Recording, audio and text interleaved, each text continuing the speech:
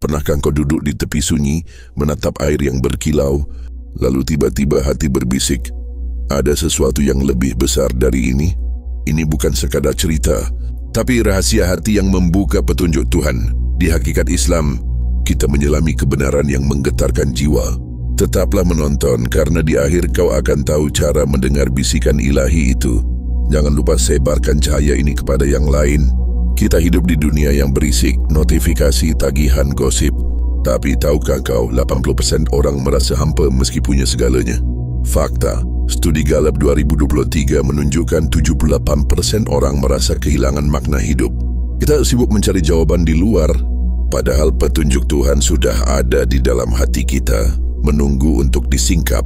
Bayangkan di akhir video ini, kau akan tahu cara membuka cahaya itu, cahaya yang membuat hidupmu selaras, damai dan penuh makna. Penasaran? Ayo kita mulai perjalanan ini. Bayangkan aku sedang duduk di tepi sebuah danau yang tenang. Airnya berkilau di bawah sinar matahari sore, dan aku ingin berbagi sebuah cerita yang menyentuh hati. Ini bukan sekadar cerita, tapi sebuah perjalanan batin yang mengalir dari ayat-ayat suci Al-Quran, dari Alif Lam Mim hingga ke petunjuk yang begitu dalam, yang membuat jiwa kita bergetar. Aku teringat saat pertama kali merenungi Alif Lam Mim. Huruf-huruf itu seperti pintu misterius yang mengundang kita masuk ke dunia yang lebih luas, dunia di mana Tuhan berbicara langsung ke hati kita. Alif seolah simbol kehadiran Allah yang murni tanpa batas. Lam bagai perantara Jibril yang membawa cahaya pengetahuan. Dan Mim, itu adalah hati kita, hati Muhammad, hati kita semua yang menjadi wadah suci untuk menerima bisikan ilahi. Bukankah luar biasa bagaimana Tuhan memilih berbicara langsung ke dalam jiwa kita, melewati logika, melewati keraguan? Lalu datanglah ayat berikutnya, Zalikal kitabu la raiba fih hudal lil muttaqin. Kitab ini Al-Quran bukan sekadar tumpukan kertas atau huruf di layar ponsel. Bukan, ini lebih dari itu. Ini adalah penyingkapan pengetahuan langsung dari Tuhan yang begitu jernih sehingga tak ada ruang untuk ragu. Aku pernah bertanya pada diriku sendiri, kapan aku tahu bahwa yang ku dengar adalah suara Tuhan, bukan suara ego atau bisikan setan? Jawabannya sederhana, tapi dalam saat hati kita diam, benar-benar diam, dan tiba-tiba cahaya pengetahuan itu tersingkap seperti bunga yang mekar di pagi hari. Itulah petunjuk, itulah hidayah yang hanya bisa diterima oleh hati yang bertakwa. Orang-orang yang bertakwa, siapa mereka? Mereka bukan hanya yang menjalankan ritual, tapi yang hatinya bening, tak mudah goyah oleh gemuruh dunia. Mereka yang menyaksikan kehadiran Tuhan dalam setiap detik, bukan hanya dengan mata, tapi dengan hati. Bayangkan, saat kita bertemu seseorang dan tiba-tiba bisa melihat batinnya transparan, jujur, penuh cahaya. Itu bukan karena kita hebat, tapi karena hati kita telah dilatih untuk bertakwa, untuk menjadi wadah yang layak bagi ilham Tuhan. Aku pernah merenung bagaimana seseorang bisa sampai pada titik itu. Mereka yang bertakwa, mereka beriman pada yang gaib, pada kebenaran yang tak terlihat mata. Mereka menjaga salat bukan hanya sebagai gerakan tubuh, tapi sebagai keintiman dengan Tuhan. Mereka berbagi rezeki bukan hanya harta, tapi juga pengetahuan, inspirasi, dan cinta yang mereka terima. Dan yang paling indah, mereka yakin pada akhirat, pada siklus hidup yang kembali kepadanya. Seperti sungai yang akhirnya bertemu laut. Pernahkah kalian merasa di suatu malam yang sunyi, tiba-tiba hati kalian terbuka, dan kalian tahu sesuatu tanpa perlu berpikir? Itulah ilham, itulah kitab yang tersingkap dalam jiwa. Tapi ini rahasianya, pengetahuan itu tak akan mengalir jika kita pelit. Aku belajar dari Al-Quran, juga dari kehidupan, bahwa apa yang kita terima harus kita bagi.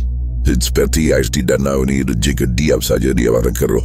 Tapi jika mengalir, ia hidup, memberi kehidupan. Jadi mari kita renungkan, sudahkah kita membuka hati untuk mendengar bisikan Tuhan? Sudahkah kita melatih jiwa kita untuk bertakwa, untuk menjadi wadah yang bersih? Dan ketika kita menerima cahaya itu, akankah kita berbagi atau menyimpannya sendiri? Alif Lam Mim bukan sekadar huruf.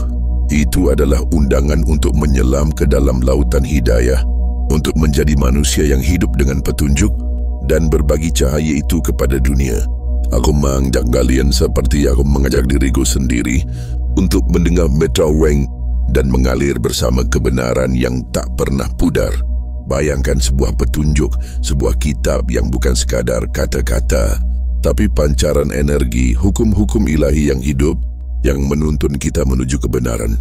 Dulu saat kitab suci ini disampaikan, ia bukan hanya tumpukan kertas atau tulisan, melainkan isyarat yang begitu sederhana namun penuh makna, seperti seseorang yang menunjuk ke arah hati, ke arah langit dan berkata, "Ini dia, inilah kebenaran yang tak pernah goyah."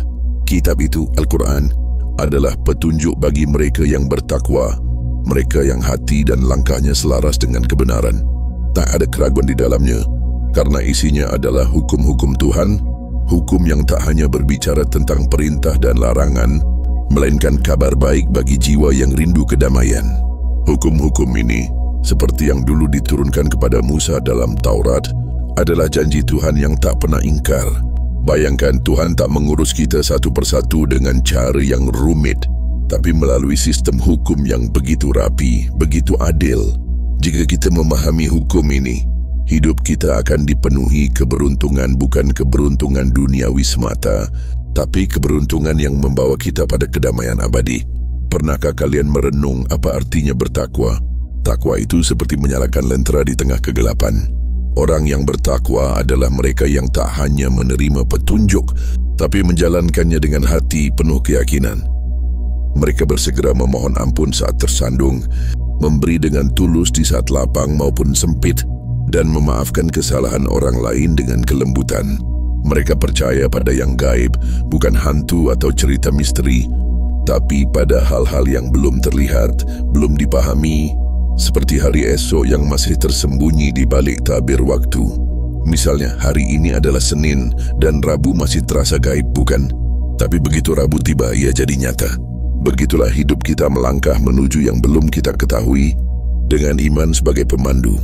Yang membuatku takjub adalah bagaimana Al-Quran disusun berdasarkan hukum energi yang begitu dahsyat. Energi ini bukan sesuatu yang bisa disentuh, tapi bisa dirasakan oleh hati yang terbuka.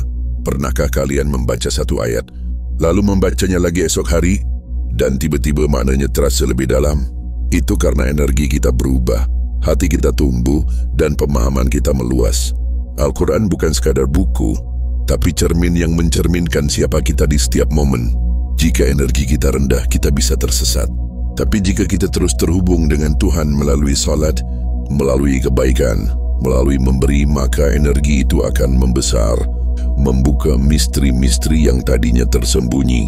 Bayangkan kitab suci ini seperti sungai yang mengalir, membawa kita pada kebenaran yang lebih besar. Ya, dia tak hanya berbicara tentang hukum, tapi juga tentang iman kepada kitab-kitab sebelumnya, kepada Musa, kepada para nabi, dan kepada kehidupan akhirat. Akhirat kata yang kadang terasa jauh, tapi sebenarnya begitu dekat. Ianya adalah janji bahawa setiap langkah kita, setiap kebaikan, setiap ketakwaan membawa kita pada keberuntungan sejati. Bukan keberuntungan yang fana, tapi yang abadi. Jadi mari kita renungkan. Hukum-hukum Tuhan ini bukan untuk menyulitkan hidup kita, melainkan untuk membuatnya lebih mudah, lebih bermakna di dunia dan di akhirat. Jika kita hidup dengan hati yang lurus, dengan niat yang tulus, tak perlu ada kekhawatiran. Seperti air yang mengalir mengikuti alur sungai, hidup kita pun akan menemukan jalannya. Dan di ujung perjalanan, ketika misteri terbuka dan kebenaran tersingkap, kita akan menemukan kedamaian yang selalu kita cari. Bukankah itu yang kita semua inginkan? Pernahkah kalian bertanya, apa itu mencari Tuhan? Saya juga pernah berlari ke sana kemari, membuka tafsir ini dan itu, menumpuk pengetahuan seperti menimbun harta. Tapi suatu hari, seperti ada kilat di benak saya tidak perlu mencari. Tuhan sudah ada, lebih dekat dari urat nadi, menunggu saya untuk menemukan, bukan dengan mata tapi dengan hati. Itu seperti momen ketika seorang penemu, di tengah sunyi tiba-tiba tersentak oleh aha, bukan dari buku, bukan dari logika semata, tapi dari perpaduan antara pikiran dan perasaan, seperti tarian harmonis antara otak dan jiwa. Saya mulai belajar perlahan bahwa hidup ini bukan soal mencari jawaban di luar sana, tapi membuka tabir di dalam diri. Pikiran kita kadang terjebak dalam lingkaran, berputar-putar dalam logika, dalam benar dan salah. Tapi hati punya kebijaksanaan yang lain. Ia tidak terpaku pada polaritas. Ia hanya tahu dengan pasti apa yang selaras dengan alam semesta. Saya pernah berada di persimpangan, memilih sesuatu yang rasanya mustahil di mata logika. Tapi ketika saya dengarkan hati, keputusan itu mengalir seperti air yang tahu kemana harus mengalir. Dan hasilnya, keajaiban kecil, harmoni yang tak terduga. Ada saat-saat ketika saya merasa segalanya sudah ada di dalam diri kita. Seperti TV yang kita beli, lengkap dengan buku manualnya di dalam kotak. Kita manusia, ciptaan Tuhan yang begitu dahsyat, masa ia tidak punya panduan di dalam diri? Saya mulai menyadari petunjuk itu ada, tersembunyi di balik lapisan-lapisan keraguan, ketakutan atau kebisingan dunia. Dan kuncinya, takwa, bukan sekadar menjalankan perintah dan menjauhi larangan, tapi kesadaran penuh akan hukum-hukum alam, hukum Tuhan yang mengalir di setiap detik kehidupan. Takwa bagi saya adalah seperti menjaga hati tetap jernih di tengah banjir notifikasi, diskon dan gosip yang menggoda. Pernahkah kalian tergoda untuk langsung bereaksi, berkomentar atau menilai? Saya juga. Tapi takwa mengajarkan saya untuk berhenti sejenak, menarik napas, dan bertanya apa yang benar-benar selaras di sini. Kadang takwa itu sederhana, memilih untuk diam ketika emosi ingin meledak, memilih untuk berbagi meski dompet terasa sempit, atau memilih untuk makan dengan penuh kesadaran, bukan sekadar melahap apa yang ada di depan. Saya ingat satu momen ketika hidup terasa berat. Tagihan menumpuk, pikiran kacau seperti terjebak dalam lingkaran tanpa ujung. Tapi disitulah saya belajar, takwa bukan hanya untuk saat-saat lapang, tapi justru bersinar di saat sempit. Saya coba berbagi, walau sedikit, dan anehnya, ada kelegaan yang datang. Hukum semesta itu nyata, ketika kita memberi dengan hati, alam membalas dengan kelapangan yang tak terduga. Seperti kata ayat, mereka yang bertakwa, yang percaya pada yang gaib, yang menafkahkan hartanya di saat lapang maupun sempit, merekalah yang mendapat petunjuk, merekalah yang beruntung. Beruntung itu bukan soal harta melimpah atau hidup tanpa masalah. Bagi saya, beruntung adalah ketika hati terasa damai, ketika keputusan yang diambil bukan karena validasi orang lain, tapi karena bisikan dari dalam. Itu seperti mendengar Tuhan berbicara, melalui intuisi, melalui hening, melalui zikir atau meditasi sederhana di sela-sela kesibukan. Beda pribadi saya bila untuk daham untuk mendengarkan apa pesan Tuhan dalam setiap situasi. Kadang saya keliru, terburu-buru atau kurang jernih, tapi lama-lama pola itu terlihat, petunjuk itu datang, semakin jelas, semakin nyata. Seiring kita melangkah dengan takwa, bayangkan hidup sebagai perjalanan. Kita melangkah setapak demi setapak menuju pencerahan. Dan Tuhan, Dia tidak hanya menunggu di ujung jalan, Dia berlari menyambut kita. Setiap kali kita memilih kebaikan, setiap kali kita membuka hati untuk berbagi, energi kita naik dan lapisan-lapisan gaib itu terbuka. Hingga suatu saat, tidak ada lagi yang tersembunyi. Semua jelas, semua terang, seperti cahaya yang akhirnya memenuhi seluruh ruang. Jadi mari kita bertanya pada diri sendiri, apa yang menghalangi kita untuk bertakwa hari ini? Apa yang menutupi petunjuk yang sudah ada di dalam diri? Mungkin itu keraguan, mungkin itu kebisingan dunia. Tapi cobalah sejenak saja dengarkan hati. Berbagi walau sedikit, berhenti walau hanya untuk menarik napas. Dan percaya bahwa ada hukum Tuhan itu pasti, kebaikan yang kita tanam pasti akan berbunga di dunia ini dan di akhirat nanti. Karena hidup yang bertakwa adalah hidup yang penuh petunjuk, penuh keberuntungan dan penuh cinta. Kita sering berpikir Tuhan jauh, petunjuknya sulit dicari. Tapi bagaimana jika Tuhan lebih dekat dari urat nadi kita? Bukan Tuhan yang perlu kita cari, tapi hati kita yang harus dibersihkan. Bayangkan setiap keputusan baik, setiap kebaikan kecil adalah kunci yang membuka tabir gaib itu. Aku pernah ragu, tapi ketika aku berbagi meski dalam keterbatasan, hidupku seperti sungai yang mengalir, penuh keajaiban kecil. Dan kapan terakhir kali kau mendengar bisikan hati itu? Di tengah hiruk-pikuk dunia, ada danau tenang dalam dirimu.